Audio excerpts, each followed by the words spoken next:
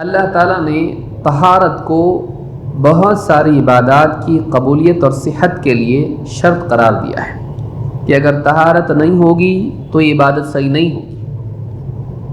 اور طہارت کو اللہ رب العالمین نے تقرب کا ذریعہ بتایا ہے، اللہ کے قریب ہونے کے لیے، اللہ رب العالمین کی محبت پانے کے لیے پاکیزگی ضروری ہے۔ پاکیزگی دونوں اعتبار سے ہے، ظاہر کی پاکیزگی، باطن کی پاکیزگی، جسمانی اور لباس کے اعتبار سے پاکیزگی اور دل کے اعتبار سے پاکیزگی۔ گندگیاں آدمی کے جسم کو، اس کے لباس کو نجاست آلود کر دیتی ہیں، نجاست سے آلودہ کر دیتی ہیں۔ پیشاب ہے، پاخانہ ہے، اس طرح کی گندگیاں ہیں، آدمی کے جسم میں لگ جائیں گندگی لگی ہے، لباس میں لگ جائے لباس کو دھونا پڑے گا۔ لیکن گناہ انسان کے دل کو گندا کر دیتے ہیں، تو دونوں قسم کی پاکیزگی ایک انسان کے لیے ضروری ہے اگر وہ چاہتا ہے کہ اللہ تعالیٰ اس سے محبت کرے۔ دل کو پاک کرنا کیسے ہے؟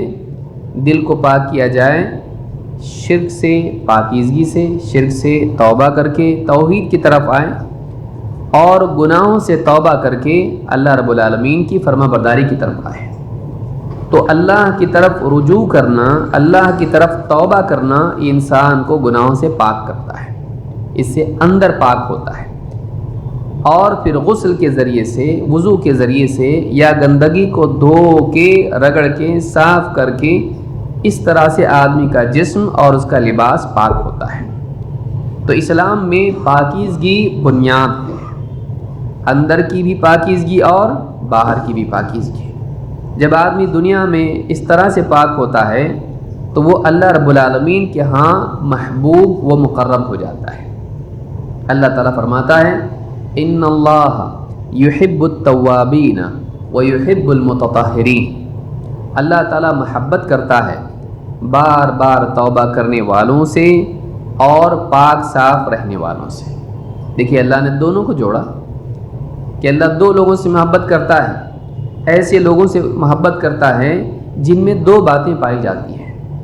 ایک، وہ بار بار اللہ سے توبہ کرتے ہیں، وہ اللہ کی طرف رجوع کرتے ہیں، گناہوں کی زندگی چھوڑ کے نیکیوں کی طرف آتے ہیں، کفر اور شرک کو چھوڑ کے توحید اور ایمان کی طرف آتے ہیں۔ توبہ کے معنی رجوع کے ہوتے ہیں۔ جب آدمی کہیں جا رہا ہو اور اس کو معلوم ہو جائے کہ میں غلط جا رہا ہوں، راستہ یہ نہیں بلکہ وہ ہے، تو آدمی اگر یو ٹرن بھی لینا پڑے تو لے لیتا ہے۔ کیوں؟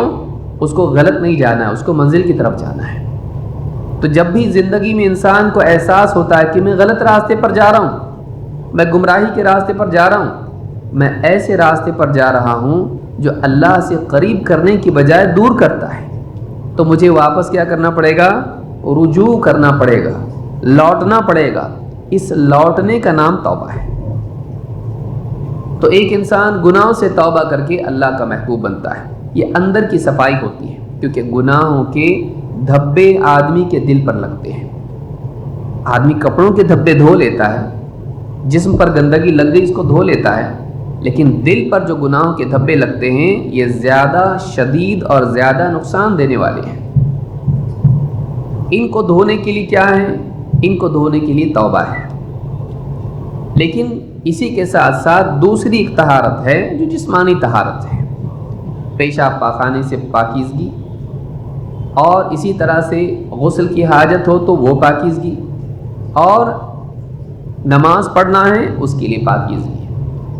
تو یہ ساری چیزیں جو ہیں اسلام میں بہت ہی نمایاں احکام ہیں، اور ایک آدمی دن میں کئی بار وضو کرتا ہے، لہٰذا انسان کو معلوم ہونا چاہیے کہ وضو کیسے کیا جاتا ہے، اور وضو کن چیزوں سے ٹوٹتا ہے، اور وضو کن چیزوں کے لیے کرنا چاہیے، کن کے لیے لازم ہے، کن چیزوں کے لیے مستحب ہے۔